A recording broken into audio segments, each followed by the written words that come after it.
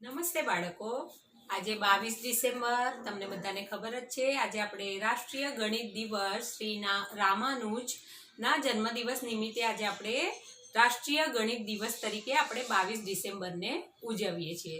તો આજનો આપણો વિષય ગણિત જ છે અને એ ગણિત વિષયની અંદર તમે જોશો તો અહીંયા કેટલાક સમીકરણો આપેલા છે.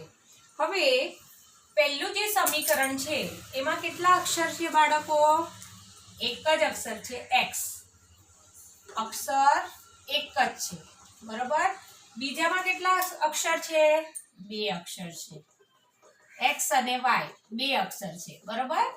ત્રીજા સમીકરણમાં બે અક્ષર છે. કયા કયા? m અને n. ચોથામાં એક જ અક્ષર છે y. પાંચમામાં કેટલા અક્ષર છે? બે અક્ષર છે a અને b.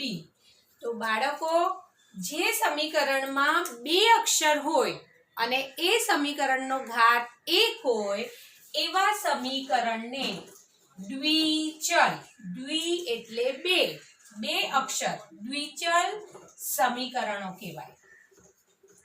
તો આની અંદર સમીકરણ નંબર 2, સમીકરણ નંબર 3, સમીકરણ નંબર 5 જેની અંદર બે બે અક્ષર આવેલા છે અને એ બધા અક્ષરનો ઘાત 1 છે, એટલે એવા સમીકરણને આપણે દ્વિચલ રેખિક સમીકરણો કહેશું.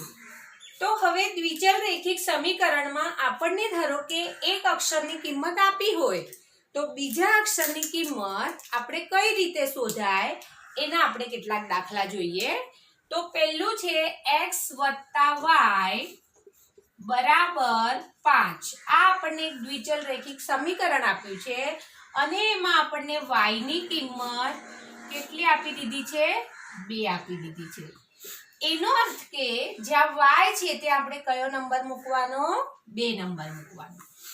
x એમ જ રહેશે, વત્તાનું ચિહ્ન છે તો વત્તા, y ની જગ્યા પર 2 અને બરાબર 5. હવે આ જે સમીકરણ હતું એ દ્વિચલમાંથી હવે એક ચલ બની ગયું, સાદું સમીકરણ બની ગયું. તો આ +2 ને જો આપણે બરાબરની બીજી બાજુ લઈ જઈએ તો એ થઈ જશે -2. તો પહેલા આપણે લખશું x બરાબર 5 અને +2 આ બાજુ ગયા તો -2. તો x બરાબર 5 માંથી આપણે 2 ઓછા કરીએ તો કેટલા બચે બાળકો? 3. તો જ્યારે y ની કિંમત 2 હશે ત્યારે x ની કિંમત આપણને કેટલી મળશે? 3 મળશે. એવી જ રીતે આ બીજું સમીકરણ m - n બરાબર 3, જેમાં n બરાબર આપણે કેટલા મૂકવાના છે? 2 મૂકવાના છે. m એમ જ રહેશે, n ની આ નિશાની આમાં દાખલામાં નિશાની માઈનસ છે એટલે માઈનસ, n ની જગ્યા પર આપણે મૂકશું 2 બરાબર 3. હવે આ દ્વિચલમાંથી એક ચલ બની ગયું. -2 ને આપણે બીજી બાજુ લઈ જશું.